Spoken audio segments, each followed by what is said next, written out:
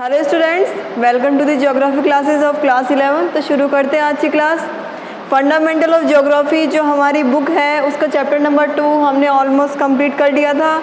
हमने उसके अंदर कुछ ऑरिजन्स को देख लिया था, origin of earth, origin of universe, origin of galaxy, origin of sun, origin of moon, और भी हमने काफ़ी कुछ चीज़ें इसके अंदर स्टडी कर ली थी। अब हमने ऑरिजन तो देख लिया, ओके। अब बात आती है इवोल्यूशन की। ऑरिजन मीन्स क्या होता है? उत्पत्ति, और इवोल्यूशन मीन्स क्या होता है? बनना, मतलब अर्थ कैसे बनी, ओके। तो कुछ चीज़ें आज हमको इवोल्यूशन के बारे में देखनी है और चैप्टर को कंप्लीट करना है, ओके। तो without wasting time let's start. आज हम स्टडी करने वाले हैं इवोल्यूशन ऑफ अर्थ को,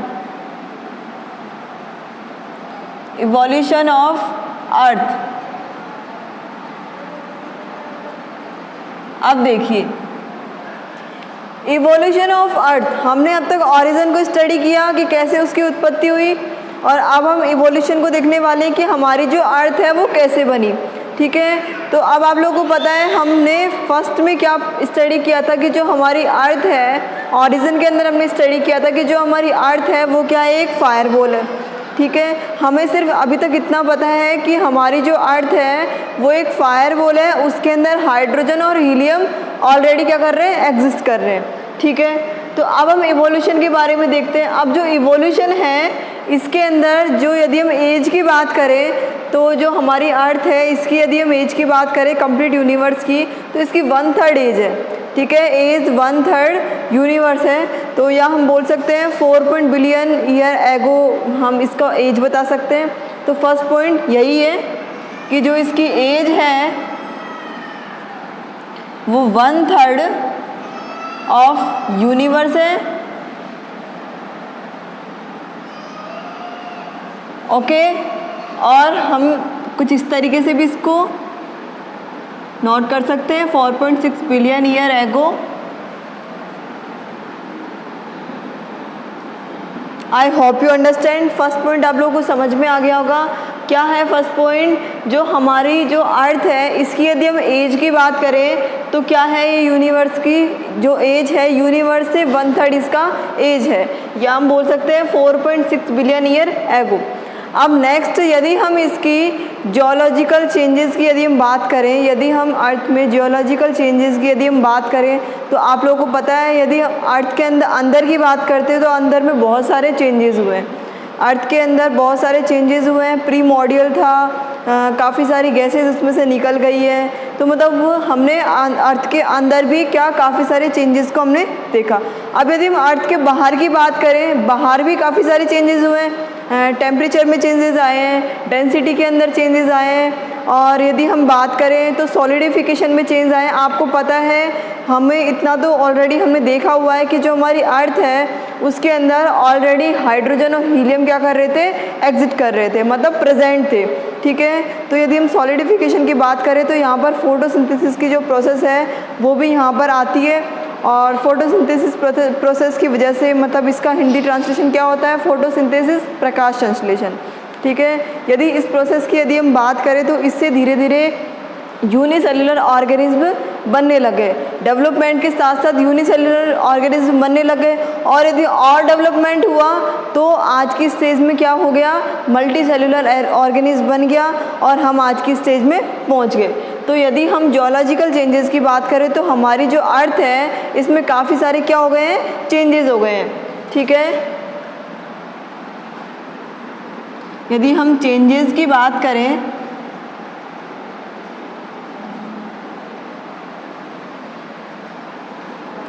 जियोलॉजिकल चेंजेस, ठीक है। अब द नेक्स्ट पॉइंट हम देखते हैं इसके अंदर, यदि इनिशियल की हम बात करें, इनिशियली यदि हम इसको देखें तो बैरर रॉकी क्या है? इसकी स्टेट है बैरर रॉकी में सॉलिड, ठीक है। और क्या है? हॉट है। तो ये तो कुछ कॉमन सी चीज़ है, इसको इतना समझाने वाली कोई बात नहीं है, अपन इस चीज़ को पहले देख भी चुके हैं। तो अब देन नेक्स्ट पॉइंट की यदि हम बात करें तो आप लोगों को पता है हाइड्रोजन और जो हीलियम है वो क्या है? ऑलरेडी प्रेजेंट थी, ठीक है, इतना भी हमने देखा हुआ है, कुछ कॉमन सी चीज़ें हैं ये तो हमने इनको देखा हुआ है। एंड देन अब हम नेक्स्ट पॉइंट की यदि बात करते हैं, आउटर सरफेस कि क्या होगी, यहाँ पर लाइट लेयर होगी। अब आप लोगों को पता है, थोड़ा सा ध्यान देना है यहाँ पे, थोड़ी इम्पोर्टेंट चीज़ है, हाइड्रोजन हीलियम क्या है, प्रेजेंट है। अब आप लोगों को पता है जो आउटर सरफेस है, मतलब कोई भी लाइट चीज़ जो होगी वो कहाँ पर होती है, लाइट जो चीज़ होगी वो बिल्कुल सरफेस पर होगी, मतलब ऊपर वाला जो सरफेस होगा वहाँ। तो अब आप कोई भी चीज़ किसी भी चीज़ में डाल के देख लीजिए, यदि वो चीज़ भारी है तो क्या होगी, अंदर बैठ जाएगी, और यदि वो चीज़ हल्की है तो आउटर लेयर पर बैठ जाएगी। तो यही चीज़ है आउटर सरफेस पर तो लाइट लेयर, मतलब इट मीन्स जो हमने चेंजेस जो देखे, चेंजेस में क्या हुआ, धीरे धीरे लेयर्स बनती रही। तो लेयर जो बनती रही, जो लाइट जो लेयर है वो तो आउट सरफेस के अंदर चले गई, और जो हैवी जो लेयर है वो इनर के अंदर चले गई। मतलब ये जो चेंजेस है इसी के अंदर से कुछ पॉइंट निकल के आ रहे हैं। क्या चेंजेस थे, यदि हम अर्थ के बाहर की चेंजेस की बात करें तो टेम्परेचर में चेंज आया, डेंसिटी के अंदर चेंज आया, तो धीरे धीरे लेयर्स बनने लग गई। ठीक है, लेयर्स बनेगी तो आपको पता है हाइड्रोजन हीलियम वहाँ पर ऑलरेडी एग्जिस्ट कर रहे हैं, वहाँ पर ऑलरेडी प्रेजेंट है, तो सॉलिडिफिकेशन की प्रोसेस चालू हो जाएगी। मतलब सॉलिडिफिकेशन की यदि हम बात करें तो फोटोसिंथेसिस की प्रोसेस चालू हो जाएगी। तो धीरे धीरे यूनिसेलुलर ऑर्गेनिज्म बनने लग जाएंगे, और डेवलपमेंट के साथ साथ मल्टी सेलुलर ऑर्गेनिज्म बनने लग जाएंगे, तो कुछ लेयर्स बनने लग जाएंगी। तो यहाँ पर यदि लेयर की हम बात कर रहे हैं तो जो लाइट लेयर है वो तो आउटर सरफेस के अंदर मिलेंगी, और जो इनर लेयर है वो क्या होंगी, इनर लेयर के अंदर क्या हैवी जो इनर जो सरफेस है उसके अंदर हैवी लेयर है वो चले जाएंगी। और आपको पता है कि यदि ज़्यादा जब किसी भी चीज़ में जब कंडेंसेशन होगा, जब संघनन होगा, तो क्या पता है आपको कि जो डेंसिटी है वो बहुत ज़्यादा बढ़ जाएगी, टेम्परेचर बढ़ जाएगा। तो ठीक है, ये तो हमने कुछ इसमें कॉमन चीज़ देखी कि जो आउटर जो सरफेस है वो वहाँ पर क्या है, लाइट लेयर है। यदि हम इनर सरफेस की बात करें, इनर लेयर की यदि हम बात करें तो यहाँ पर आपको क्या पता है कि जो डेंसिटी है वो ऑलरेडी बढ़ी हुई है। क्यों बढ़ी हुई है, क्योंकि यदि कोई भी हैवी चीज़, हैवी लेयर यदि उसके अंदर है, हैवी लेयर अंदर होने की वजह से उसकी डेंसिटी क्या हो जाएगी, बढ़ जाएगी। तो यहाँ पर जो इसकी डेंसिटी है वो क्या है, इंक्रीज़ है। इट मीन्स ये जो साइन है ये इंक्रीज़ का है, कॉमन सी चीज़ है। ठीक है, जो डेंसिटी है वो बढ़ जाएगी। ओके, एंड देन अब हम नेक्स्ट बात करते हैं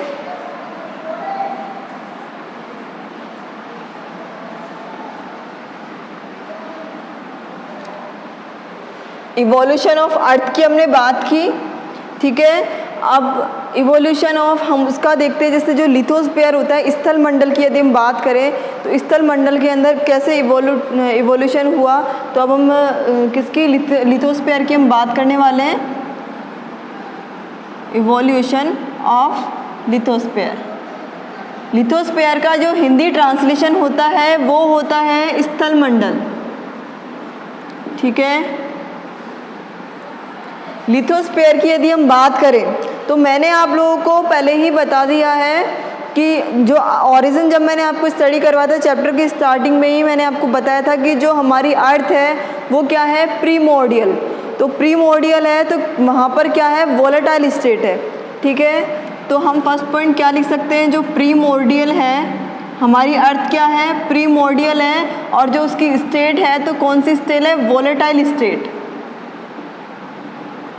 ओके, तो अब आप लोगों को पता है, जैसा कि मैंने अभी आपको बताया था कि जब डेंसिटी जब बढ़ेगी, यहाँ पर क्या है, प्रीमोर्डियल स्टेट है, प्रीमोर्डियल के अंदर वोलेटाइल स्टेट है, तो क्या होगा, वहाँ पर जो डेंसिटी है वो बढ़ेगी। और डेंसिटी कैसे बढ़ेगी, देखिए, यदि एक बेंच के ऊपर 2 बच्चे बैठे हैं, 4 बैठे हैं, 6 बैठे हैं, मतलब वो बहुत सारे बच्चे उस पर बैठे, जैसे 8 बैठे हैं, तो आप लोगों को पता है कि ऑलरेडी क्या होगा, वहाँ पर डेंसिटी बहुत ज़्यादा बढ़ेगी और टेम्परेचर भी बढ़ेगा। तो अब हम यहाँ पर देखते हैं कि जो डेंसिटी है हाई होगी,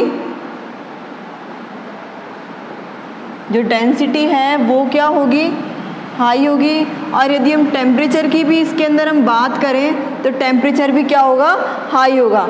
ठीक है, अब देखिए जैसा कि मैंने अभी आपको बताया था कि जो इनर है उसके अंदर तो जो लाइट लेयर रहेगी, ठीक है, इनर के अंदर हैवी लेयर रहेगी और जो आउटर है उसके अंदर लाइट लेयर रहेगी। तो अब देखिए वहाँ पर जो प्रीमोर्डियल था, आपको पता है प्रीमोर्डियल के अंदर काफ़ी सारी गैसेस थी, मतलब हाइड्रोजन और हीलियम वहाँ पर गैसेस थी। ठीक है, तो डेंसिटी वहाँ पर बढ़ी और टेम्परेचर बढ़ा। तो अब देखिए जो इनर के अंदर जो चीज़ें हैवी इनर के अंदर जो हैवी है और जो आउटर के अंदर जो लाइट है वो डेंसिटी के ऊपर डिपेंड होके क्या कर लेंगी, अलग अलग सेपरेट हो जाएंगी। इट मीन्स जो लेयर्स हैं, जो लाइट लेयर है वो अलग हो जाएंगी और जो हैवी लेयर है वो अलग हो जाएगी। क्यों हो जाएगी, डेंसिटी के डिपेंड के ऊपर। मतलब डेंसिटी जब, जैसे आप देखिए एक टेबल के ऊपर, एक बेंच के ऊपर 5 बच्चे बैठे हैं, ठीक है, इससे 6 बच्चे बैठे हैं या 5 कितने भी ले लीजिए, उसके अंदर से 2 या 3 तो कम साइज़ के हैं और 2 ज़्यादा साइज़ के। तो यदि हम क्या करें, कम साइज़ वालों को अलग कर दें और ज़्यादा साइज़ वालों को अलग कर दें तो ऑब्वियसली आपको पता है टेम्परेचर घट जाएगा। ठीक है, अभी तो वो सब एक साथ बैठे हैं तो क्या है, टेम्परेचर बढ़ रहा है। और यदि हमने उनके सेपरेशन यदि हमने उनको कर दिया, पार्ट यदि हमने उनका कर दिया तो क्या हो जाएगा, टेम्परेचर ऑब्वियसली घट जाएगा। तो वही बात यहाँ पे है कि जब डेंसिटी हाई है, टेम्परेचर हाई है, तो यहाँ पर ये लोग क्या करेंगे, डेंसिटी के ऊपर डिपेंड होके जो आउटर लेयर है वो अलग हो जाएगी और जो इनर लेयर है वो अलग हो जाएगी। इट मीन्स सेपरेशन बना लेंगे अपना अपना। तो सेपरेशन बनाएंगे तो टेम्परेचर ऑब्वियसली घट जाएगा, टेम्परेचर घट जाएगा तो कूल्ड हो जाएगा। ठीक है, अरे टेम्परेचर घटेगा तो क्या हो जाएगा, कूल हो जाएगा। और फिर क्या होगा, कंडेंसेशन। अभी हम देखेंगे, पहले आप जो मैंने अभी आपको पॉइंट बताए उसको हम नोट कर लेते हैं। ठीक है, अब जो मटेरियल्स हैं, मटेरियल क्या करेंगे, स्टार्ट हो जाएंगे क्या करना, सेपरेट होना, सेपरेशन या सेपरेटिंग भी आप इसको बोल सकते हो। सेपरेटिंग डिपेंड ऑन किसके ऊपर, डेंसिटी के ऊपर डिपेंड हो जाएंगे। मतलब डेंसिटी के ऊपर डिपेंड होके ये क्या होंगे, मटेरियल जो हैं वो अलग अलग हो जाएंगे। जो इनर वाले हैं वो अपनी जगह ले लेंगे और जो आउटर वाले हैं वो अपनी जगह ले लेंगे। ठीक है, तो उसके बाद क्या होगा, जो लाइट वाले हैं वो क्या करेंगे, आउटसाइड, इट मीन्स अपनी साइड पर चले जाएंगे। और जो इनर वाले हैं, जो हैवी वाले हैं वो कहाँ चले जाएंगे, इनसाइड। तो वही बात मैंने अभी आपको बताई कि जो लाइट जो लेयर होगी वो तो ऊपर आ जाएगी, ऊपर की परत बन जाएगी, और जो हैवी जो चीज़ है, हैवी जो लेयर है वो अंदर की तरफ चले जाएगी। ठीक है, एंड देन अब हम नेक्स्ट पॉइंट की बात करते हैं। तो अब आपको पता है जब ये अलग अलग हो जाएगा तो क्या हो जाएगा, कूल्ड हो जाएगा। इट मीन्स टेम्परेचर कम हो जाएगा। टेम्परेचर कम होगा तो वहाँ पर कंडेंस होना स्टार्ट हो जाएगा। अब आप लोगों को पता है कि जो ठंड होती है उसके अंदर सारी चीज़ें क्या होने लग जाती है, इकट्ठा होने लग जाती है। ठंड में जब टेम्परेचर कम होता है तो सारी चीज़ें क्या होने लग जाती है, कंडेंस होने लग जाएगी। तो क्या होने लग जाएगा, कंडेंस इनटू लिथोस्फीयर। मतलब लिथोस्फीयर के ऊपर क्या होने लग जाएगा, कंडेंसेशन होने लग जाएगा। मतलब जो लेयर्स हैं वो क्या होने लग जाएंगी, बिल्कुल चिपकने लग जाएंगी। ठीक है, एंड देन अब हम नेक्स्ट पॉइंट की बात करते हैं। जब यहाँ पर टेम्परेचर क्या होगा, घट जाएगा। जब टेम्परेचर घटेगा तो आपको पता है फॉर्मेशन ऑफ मून।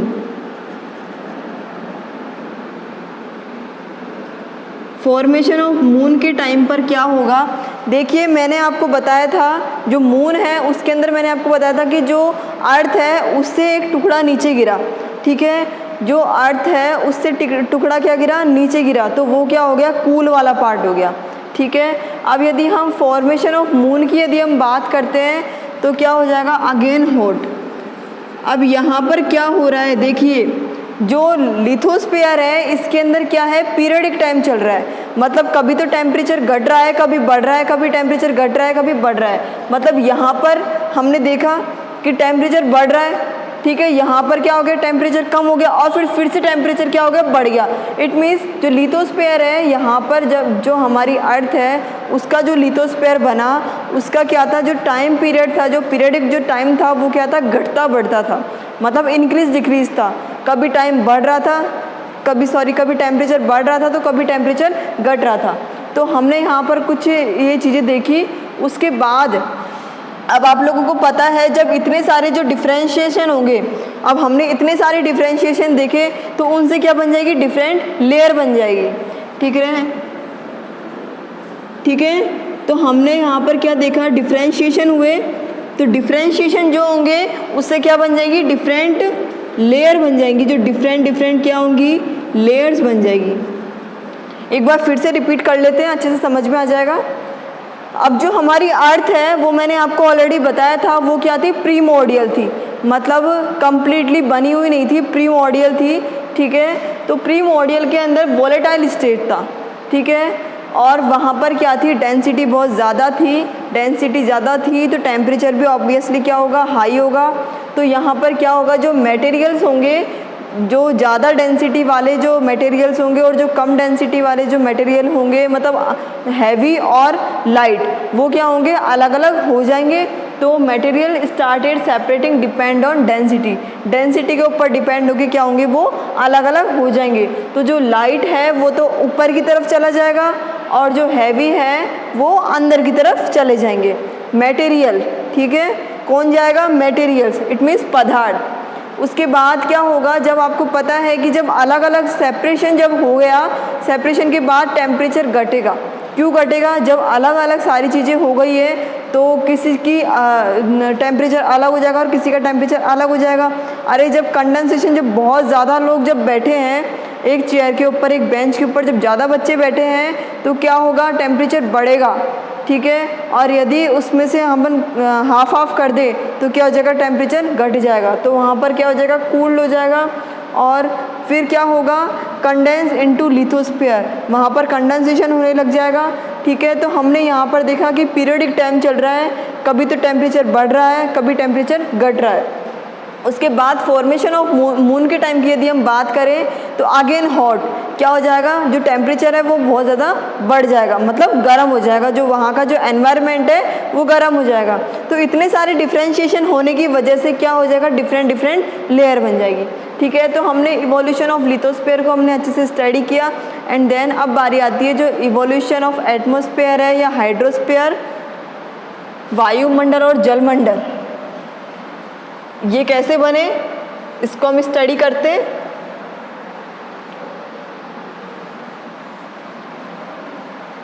अब बात करते हैं evolution of atmosphere and hydrosphere. अब आप लोगों को पता है कि जो हमारी अर्थ है उसके अंदर ऑलरेडी क्या एग्जिस्ट कर रहे थे, बार बार रिपीट हो रहा है कि जो हमारी अर्थ है उसके अंदर क्या एग्जिस्ट कर रहे थे, क्या प्रेजेंट थे, हाइड्रोजन और हीलियम। ठीक है, तो हम इसके अंदर फर्स्ट स्टेज की यदि हम बात करें इसमें, तो फर्स्ट स्टेज के अंदर क्या था, ऑलरेडी क्या थे, एटमॉस्फेयर के अंदर हाइड्रोजन और हीलियम, हाइड्रोजन और क्या था, हीलियम एंड हीलियम। ठीक है, क्या क्या थे, हाइड्रोजन और हीलियम। अब नेक्स्ट पॉइंट की यदि हम बात करें स्टेज 1 के अंदर ही, लॉस ऑफ प्रीमोर्डियल एटमॉस्फेयर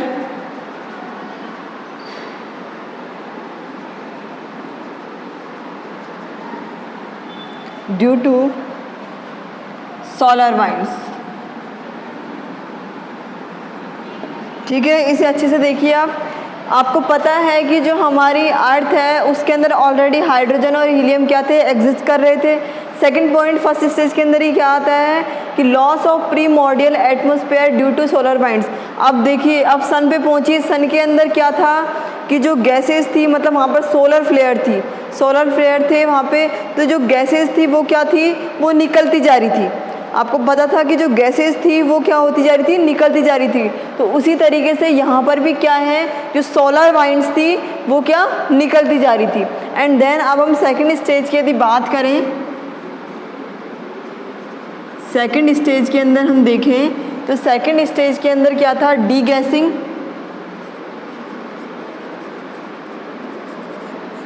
ठीक है, सेकंड स्टेज के अंदर क्या था, डी गैसिंग, और था एक वॉल्केनिक, ठीक है, वॉल्केनिक इरप्शन था।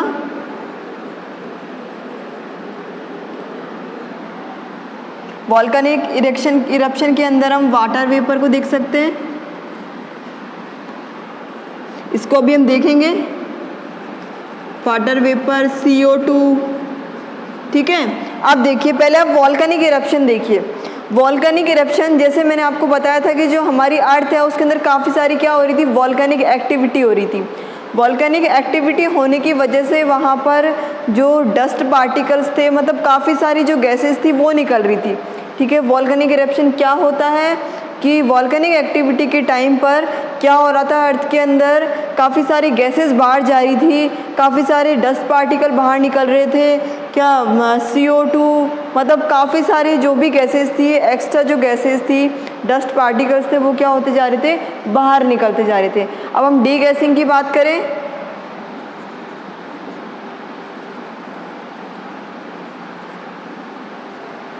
डी गैसिंग की बात करते हैं तो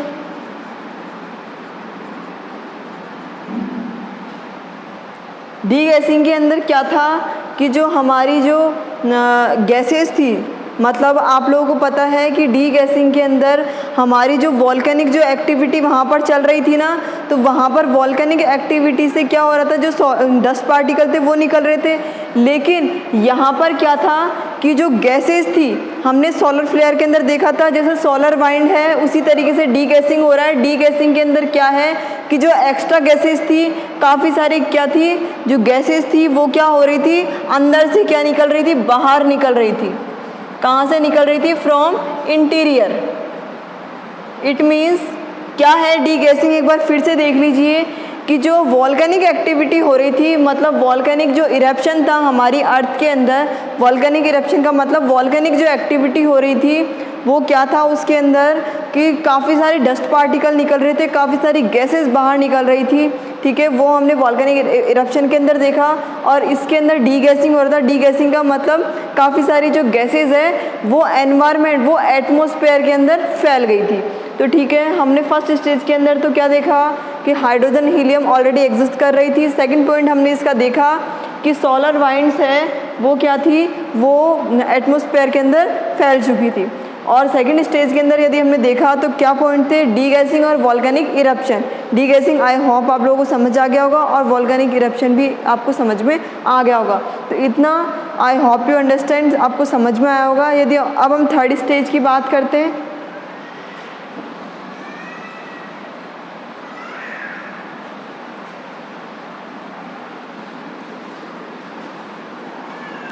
थर्ड स्टेज की यदि हम बात करें,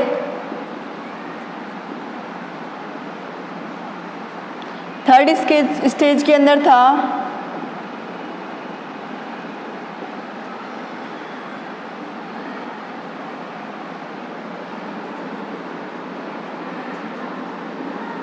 लिविंग ऑर्गेनिज्म चेंज्ड द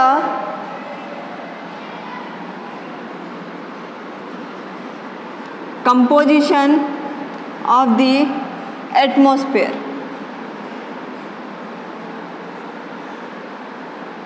अब देखिए, living organism changed the composition of atmosphere. Third stage की यदि हम बात करें तो वहाँ पर क्या हो रहा था कि जो एटमॉस्फेयर है उसके अंदर क्या हो रहे थे, काफ़ी सारे चेंजेस हो रहे थे।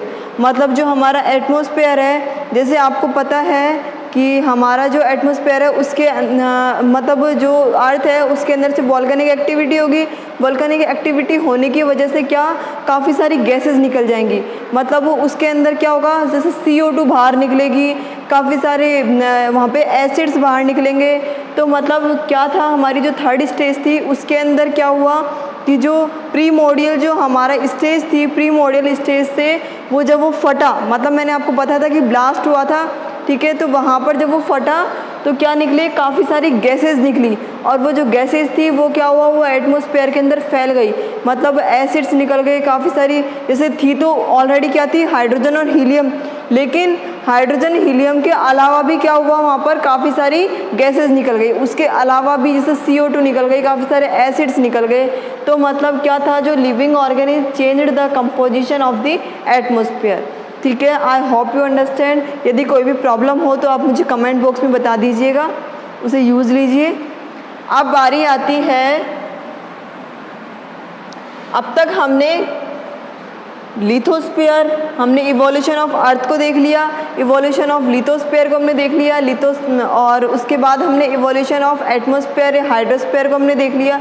अब बारी आती है, आपकी बुक के अंदर एक स्केल बना हुआ है, एक टेबल बनी हुई है, एक स्केल बना हुआ है, तो उसको हम देखने वाले हैं, जिसे हम बोलेंगे कि ज्योग्राफिकल हिस्ट्री ऑफ अर्थ, मतलब जियोलॉजिकल जो हिस्ट्री है, जो हमारा जो भूगर्भ जो इतिहास है उसको हम स्टडी करने वाले हैं।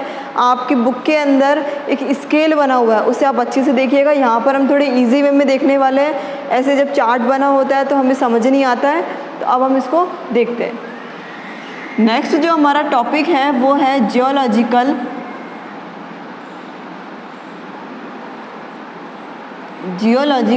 History of earth. यहाँ पर हमें काफ़ी सारे पीरियड टाइम दिए हुए हैं, काफ़ी सारी हमें एरा दिए हुए हैं कि कौन कौन सी चीज़ का कौन कौन से टाइम पर इवोल्यूशन हुआ, ठीक है। तो वो देखते हैं हम यहाँ पर। फर्स्ट एरा की यदि हम बात करें तो फर्स्ट जो एरा था वो था प्री कैम्ब्रियन। अब इनको आप अच्छे से देखिएगा, प्री कैम्ब्रियन के अंदर इसको टू पार्ट्स में डिवाइड किया हुआ था, प्रोटोजोइक, प्रोटियोजोइक, ठीक है, और एक था आर्कियोजोइक, आर्कियोजोइक और प्रोटोजोइक, ठीक है। ये हमें टू पार्ट्स में डिवाइडेड है। जो प्री कैम्ब्रियन है इसके अंदर हम एंशिएंट टाइम की स्टडी करते हैं, मतलब एंशिएंट टाइम जैसे जब हमारी अर्थ का, हमारे सन का क्या नहीं हुआ था, ऑरिजन नहीं हुआ था, मतलब इवोल्यूशन ऑरिजिन कुछ भी नहीं हुआ था, मतलब वो बनी नहीं थी, उससे पहले की बात है। मतलब ये एंशिएंट टाइम के अंदर, इस एरा के अंदर, इस पीरियड टाइम के अंदर हम देखते हैं कि जो प्री कैम्ब्रियन है इसके अंदर क्या एंशिएंट टाइम की बातें इंक्लूड है, ठीक है। मतलब कौन कौन सी चीज़ों का कब कब क्या क्या नहीं हुआ था या होने वाला था, वो चीज़ हम इसके अंदर स्टडी करते हैं, वो चीज़ इसके अंदर हम देखते हैं। तो जब ये जो प्री कैम्ब्रियन जो स्टेज थी, प्री कैम्ब्रियन जो पीरियड टाइम था, जो टाइम था, उस टाइम पर क्या था, गैसेस स्टेट थी, ठीक है। और हमारी जो अर्थ थी वो क्या थी, कूलिंग डाउन, बहुत ठंडी थी, अर्थ वाज कूलिंग डाउन, और नो लाइफ, कोई भी लाइफ, मतलब कोई नहीं था यहाँ पर, नो लाइफ, ठीक है। I hope you understand. आपको समझ आया होगा कि जो प्री कैम्ब्रियन जो हमारा पीरियड टाइम था, प्री कैम्ब्रियन जो एरा था, जो एज थी, इसके अंदर हमारी जो अर्थ थी उसमें क्या था, गैसेस स्टेट था, और अर्थ बिल्कुल क्या थी, कूलिंग थी, और वहाँ पर नो लाइफ, कोई भी लाइफ नहीं थी। यदि वॉल्केनिक एक्टिविटी, थोड़ा इम्पोर्टेंट है इसे आप देखिएगा, वॉल्केनिक एक्टिविटी,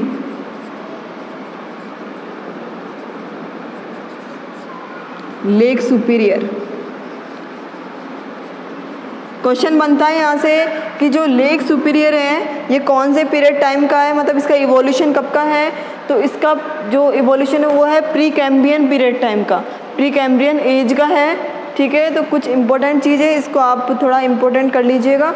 अब जो हमारी जो नेक्स्ट जो आती है पैलेजोइक, नेक्स्ट जो हमारी स्टेज आती है, जो एज आती है, वो है हमारी पैलेजोइक। ये तो फर्स्ट था, एंड देन सेकंड हम देखते हैं पैलेजोइक को। पैलेजोइक बोल सकते हैं या हम इसे प्राइमरी बोल सकते हैं, ठीक है। अब ये देखिए, ये पार्ट है, डिवाइडेड है, ये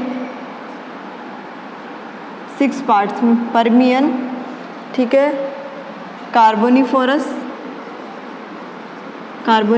है, थर्ड है हमारा डिवेनियन बोल सकते हैं हम इसे, डिवोनियन, ठीक है, और फोर्थ है हमारा साइलेरियन है, ठीक है, और जो फिफ्थ है वो है हमारा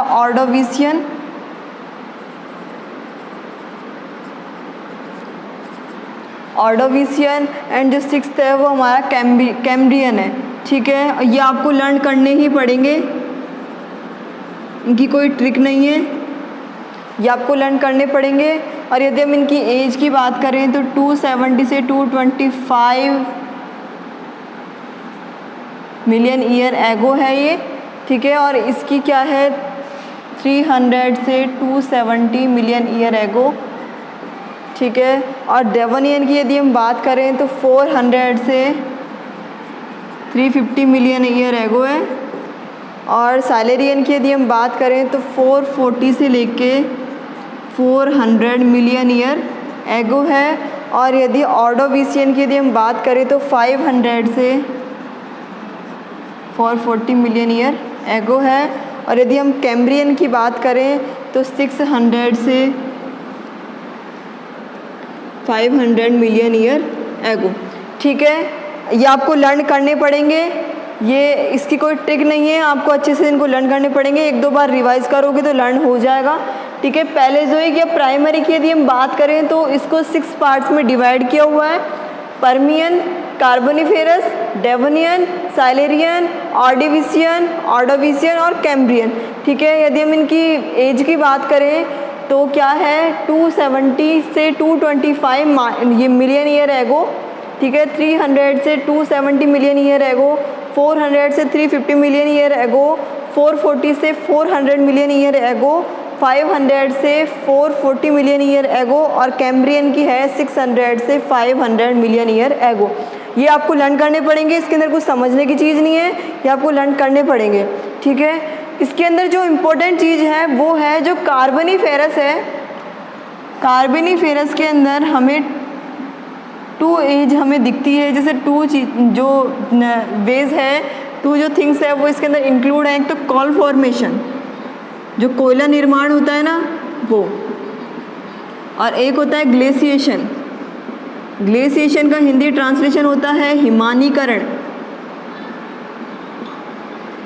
अब देखिए थोड़ी समझने की बात है, कॉल फॉर्मेशन आप लोगों को पता है कि जो हमारे कॉल है वो एंथ्रेसाइट और बिटामिना, ठीक है, ये हम कॉल फॉर्मेशन देखते हैं। अब ये जो इसके अंदर है कॉल, एंथ्रेसाइट, बिटामिना, इसके अंदर जो हम कौन से कॉल की बात करेंगे, जो फर्स्ट हमारा कॉल है, जो फर्स्ट एज जो हमारा कॉल है कौन सा, एंथ्रेसाइट, ये जो कॉल है इसके अंदर हम इसको देखते हैं, ठीक है। कार्बोनिफेरस एज का है ये, कौन सा, एंथ्रेसाइट वाला जो हमारा कॉल है वो किसका है, कार्बोनिफेरस एज का, क्योंकि ये बहुत ज़्यादा पुराना हो गया है, मतलब इसके अंदर एंथ्रेसाइट जो कॉल होंगे वो बहुत ज़्यादा पुराने हो जाते हैं, इसके अंदर जो कार्बन है, कार्बन जो कंटेंट है वो बहुत ज़्यादा हो जाता है, ठीक है। तो फर्स्ट जो कॉल है वो इसके अंदर हम स्टडी करेंगे, इसके अंदर देखते हैं इसकी एज है वो कार्बोनिफेरस की। और ग्लेशिएशन की यदि हम बात करें तो आप लोगों को पता है कि जो टेम्परेचर जब कम होने लगता है, जो टेम्परेचर जब कम हुआ तो क्या हो गया, वहाँ पे एक इकट्ठा एक मतलब एक लैंड फॉर्म बन गया, मतलब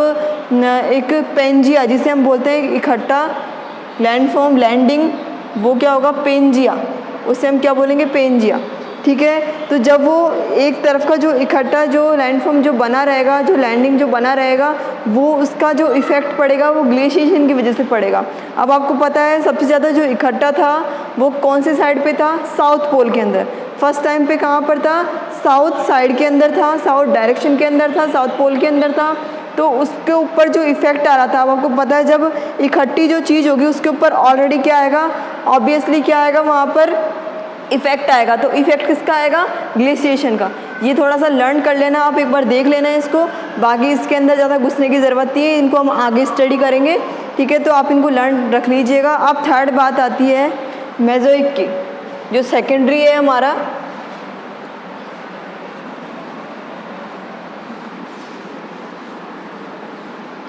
मेसोइक की यदि हम बात करते हैं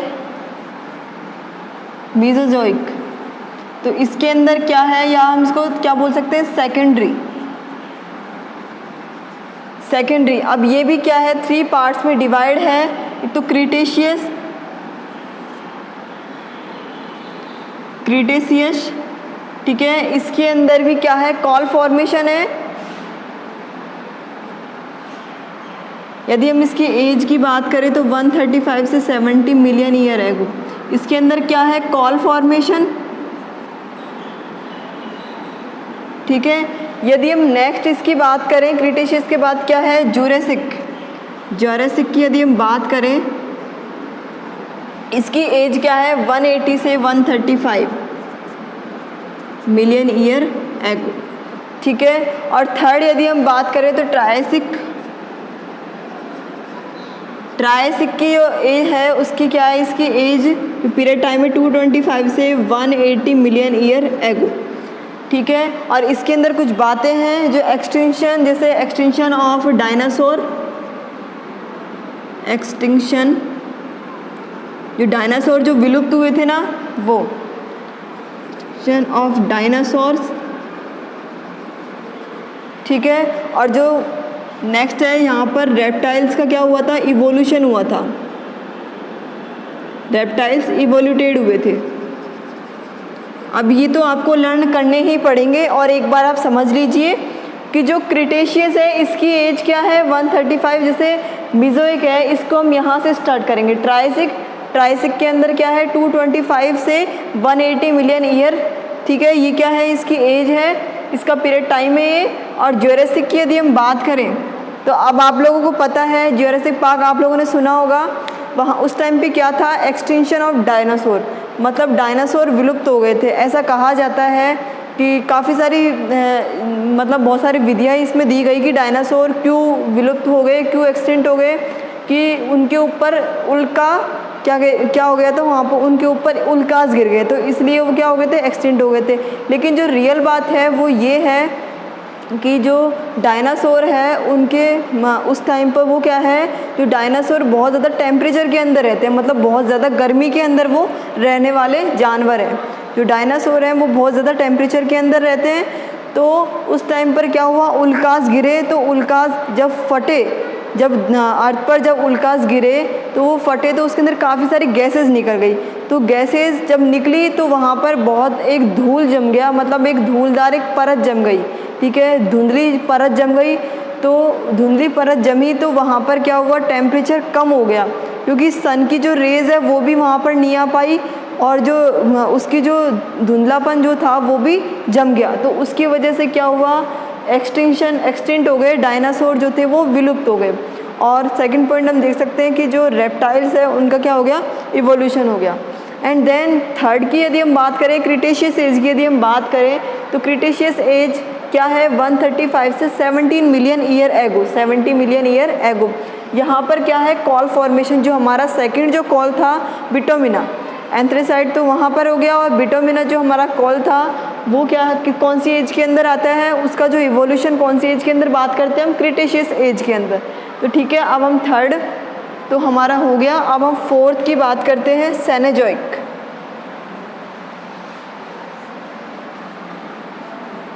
जो फोर्थ जो हमारा टाइम पीरियड जो आता है वो है सेनेजोइक, या हम इसको कैनाजोइक भी बोल सकते हैं। अब ये क्या है, 2 पार्ट्स में डिवाइडेड है,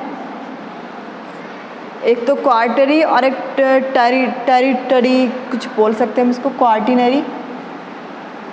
क्वार्टिनरी, और एक हम इसको बोल सकते हैं टेरिटरी, ठीक है। अब देखिए हम लोगों ने क्या किया था, इससे पहले सेकेंडरी को देखा था। अब सेकेंडरी के अंदर टेरिटरी, इसको आपको नाम से पता लग गया होगा कि थर्ड वाला, ठीक है, वहाँ पर हमने सेकंड देखा था, और ये हमारा क्या है, थर्ड। तो जो हमने क्रिटेशियस जो एज देखी थी उसके बाद हम इसको स्टडी करेंगे, इसको उसके बाद करेंगे, लेकिन उससे पहले हम इस वाले को स्टडी करेंगे। तो हम सबसे पहले इसके अंदर देख लेते हैं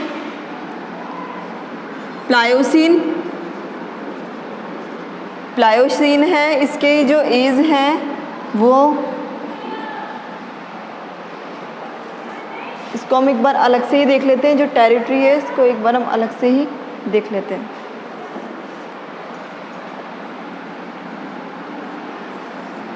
ठीक है, प्लायोसीन, उसके बाद जो हमारा है मायोसीन, जो हमारा थर्ड है वो है ओलिगोसीन, इओसीन, ठीक है, और जो हमारा फिफ्थ है वो है वैल्यूसीन। अब देखिए, प्लायोसीन, मायोसीन, ओलिगोसीन और इओसीन और वैल्यूसीन, ठीक है। अब ये तो आपको सिर्फ नॉर्मली लर्न ही करने हैं। इसके अंदर एक हम ये देख सकते हैं कि ऐप के अंदर क्या था कि जो हमारे होमोसेपियंस थे, होमोसेपियंस मतलब जो ह्यूमन, जो उनका जो डेवलपमेंट, मतलब जो उनकी जो एज थी, जो यहाँ से इनका इवोल्यूशन होने लगा था, वो कौन सी एज थी? वैलोसीन एज थी। और यदि हम इओसीन के अंदर देखें तो जो डेक्कन प्लेट्यू जो बने थे, डेक्कन प्लेट्यू, वो कौन सी एज के अंदर बने थे? इओसीन के अंदर। ये कुछ लर्न करने की चीज़ें हैं, इसके अंदर आपको इतना घुसने की ज़रूरत नहीं है। ऑब्वियसली ये थोड़ी थोड़ी चीज़ें जो आपको लर्न हो जाएंगी। और जो मायोसीन है, इसके अंदर हम थर्ड जो हमारा कॉल है उसको हम देखते हैं, मतलब जो थर्ड जो एक्स्ट्रा जो कॉल होता है, एक्स्ट्रा कॉल को हम बात करते हैं। इसके अंदर जैसे 2 कॉल होते हैं, एंथ्रेसाइड और विटामिना, ठीक है। उसके बाद जो हमारा जो थर्ड कॉल होता है उसके अंदर हम इस चीज़ को देखते हैं। तो अब हमने देखा प्लायोसीन, सिर्फ आपको लर्न करने हैं इनको, प्लायोसीन, मायोसीन, ओलिगोसीन, इओसीन और वैल्यूसीन, ठीक है। इसके अंदर हमने थर्ड कॉल को देखा। इसके अंदर डेक्कन प्लेट्यू कब बने थे, कौन सी एज में? इओसीन के अंदर। और ऐप मतलब ह्यूमन बीइंग जो इनका इवोल्यूशन हुआ था कौन सी एज में? वैल्यूसीन के अंदर, ठीक है। अब हम किसकी बात करेंगे? जो हमारा टेरिटरी है, ट्राइटरी, उसकी बात करते हैं हम। ट्राइटरी को हमने देख लिया, अब बात करेंगे हम क्वार्टिनरी को। क्वार्टिनरी के अंदर हमें क्या देखना है? एक तो होलोसीन हमें दिया हुआ है। होलोसीन के अंदर क्या है? डीग्लेशियराइजेशन से राइजेशन, ठीक है। और इसके अंदर हमें क्या दिया होगा? ग्लेशिएशन, मतलब होलोसीन और एबियोसीन, एबायोसीन भी हम इसको बोल सकते हैं, या फिर हम इसको प्लास्टोसीन भी हम इसको बोल सकते हैं। इसके अंदर क्या होगा? ग्लेसिन होगा, ग्लेसिनेशन इसके अंदर होगा। प्लास्टोसीन इसको हम बोल सकते हैं, ठीक है। इसके अंदर क्या होगा? ग्लेसिएशन। ये आपको सिर्फ लर्न करनी है, ये आपको टेबल बुक के अंदर दी हुई है। नॉर्मल वे में एक बार टेबल को देख लीजिएगा, इतनी इंपॉर्टेंट नहीं है, ठीक है। क्वार्टिनरी की यदि हम बात करें तो होलोसीन और प्लास्टोसीन, तो ये इसके अंदर तो डीग्लेशियराइजेशन और इसके अंदर ग्लेसिएशन, तो ठीक है। अब हमने कुछ जियोलॉजिकल हिस्ट्री ऑफ अर्थ के बारे में हमने बात करी, तो हमारा जो सेकंड जो चैप्टर है वो हमारा यहाँ पर कंप्लीट होता है। हमने ऑरिजिन को देख लिया, हमारा चैप्टर ही ये था, the origin and evolution of Earth. Origin को पहले हमने देखा और आज के वीडियो के अंदर हमने इवोल्यूशन को देखा। तो हमारा chapter number 2 obviously properly complete होता है। और एक बार आप क्वेश्चन आंसर्स को देख लीजिएगा। मैंने वैसे तो आपको क्वेश्चन आंसर भी हैंड टू हैंड ही मैंने आपको करवा दिए, क्योंकि कोई दिक्कत नहीं आएगी।